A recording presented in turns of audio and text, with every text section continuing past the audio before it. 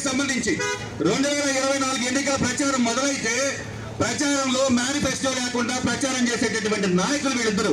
ఈరోజు కాంగ్రెస్ పార్టీ గర్వంగా చెప్తుంది 6 హామీలు ఇస్తున్నాం. మా ముఖ్యమంత్రి అభ్యర్థి షర్మిల గారు ప్రకటించడం జరిగింది. 6 హామీలు ఇస్తున్నాం. ఆ 6 హామీలకు సంబంధించి గ్యారంటీ కార్డుని ప్రతి గడపకి చేరుస్తాం. 6 హామీల్లో మొదటిది రైతులకు సంబంధించి 2 లక్షల రుణమాఫీ. ఏదైతే కాంగ్రెస్ పార్టీ పేదల పక్షపాతి ఉపాధి హామీలు వలసపోతున్నారు, ఆ రోజు ఉపాధి హామీ పథకం ప్రవేశపెట్టిందో దాని కూలి ఈరోజు 200 రూపాయలుగా ఉంది. దాని బీజేపీ వాళ్ళు ఉపాధి హామీ పథకం కూడా ఉండకూడదు, దాన్ని నాశనం చేయాలి అనేటటువంటి ఉద్దేశంతో ఎన్ని కుట్రల పైన ఏం చేయలేని పరిస్థితి.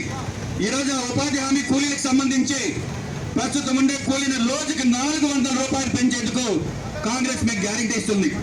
ఏదైతే నిరుద్యోగ సమస్య ఈ దేశంలో దాదాపు కేంద్ర ప్రభుత్వం అయితే రాష్ట్ర ప్రభుత్వాలు 30 లక్షల ఉద్యోగాలు పెండింగ్ లో ఉన్నాయి.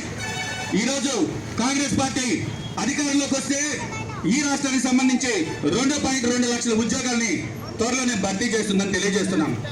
కాబట్టి కాంగ్రెస్ మేము ఇది 6 గ్యారంటీ హామీలతో మేము ముందుకు వస్తున్నాం. మీరు ప్రత్యేక హోదా 10 సంవత్సరాలు ఇస్తాం. ఈ రాష్ట్రంలో పరిశ్రమలు వస్తాయి, యువతకు ఉపాధి అవకాశాలు వస్తాయి.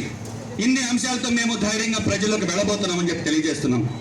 ఇవన్నీ ఎందుకు చెప్తున్నానంటే ఒక్కసారి చదువుకున్నటువంటి మనం ఓటు వేసే ముందు మన కళ్ళ ముందు ఉండేటటువంటి జెండాలేంటి, వాటి అజెండాలు ఏంటి, వాటి యొక్క ఉద్దేశం ఏంటి, వాటి పార్టీలో ఉన్నాను కాబట్టి మా నాన్న పార్టీలో ఉన్నాను నేను ఆ పార్టీకి ఓటేయాలి, లేదు నేను నిన్న దాకా ఆ పార్టీ ఉన్నాను కాబట్టి ఈ పార్టీ. అట్లా కాకుండా పార్టీలకు సంబంధించి ఈ రాష్ట్ర భవిష్యత్తు, ఈ దేశ భవిష్యత్తు, గ్రామాల్లో ఎటువంటి వివాదాలు లేకుండా ఈ మాట ఎందుకు చెప్తున్నానంటే ఒక్కసారి ఆలోచించమని.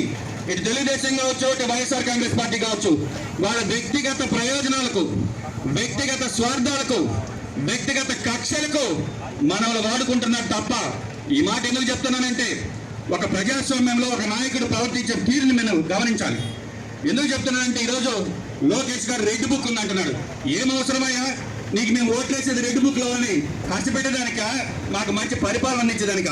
మీరు కక్షలు తీర్చుకోవడానికి మీకు ఓట్లేస్తున్నామా, ఒక సుపరిపాలన తీసుకొచ్చేదానికి ఓట్లేస్తున్నామని ఒకసారి ఆలోచించమని తెలియజేస్తున్నాం. కాబట్టి ఈ దేశానికి సంబంధించి రాహుల్ గాంధీ గారు జోడో యాత్ర ప్రారంభించారు. బీజేపీకి సంబంధించి ఈడీని, ఎన్ఫోర్స్మెంట్ డైరెక్టర్ ని ఇవన్నీ అడ్డం పెట్టుకుని కాంగ్రెస్ అకౌంట్లు ఫ్రీజ్ చేస్తే కూడా రాహుల్ గాంధీ గారు ఎక్కడ భయపడకుండా కాశ్మీర్ నుంచి కన్యాకుమారి వరకు జోడయాత్ర చేశారు. ఈరోజు రాహుల్ గాంధీ కుటుంబం దేశం కోసం ఎంతో త్యాగం చేసింది. ఈరోజు